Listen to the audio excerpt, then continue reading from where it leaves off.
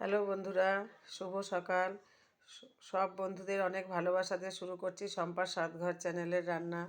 শম্পার স্বাদঘর চ্যানেলের আজকে সকালের খাবার ছিল হচ্ছে বেগুন পোড়ার, বেগুন আর টমেটম পুড়িয়ে কাঁচা পেঁয়াজ কাঁচা লঙ্কা দিয়ে কাঁচা তেল দিয়ে মেখে মাখা, আর সঙ্গে আছে রুটি।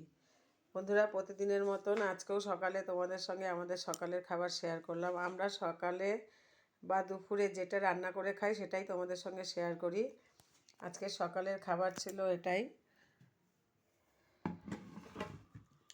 এখনও দুপুরের রান্না কিছুই হয়নি, সেগুলো এখন জোগাড় করব, করে রান্না বসাবো।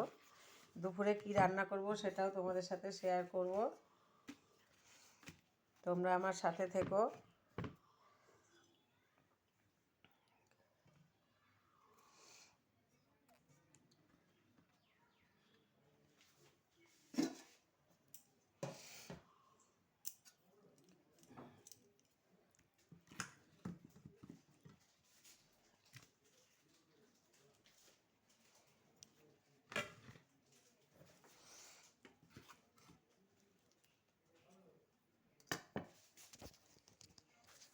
এটাই ছিল আজকে সকালের খাবার।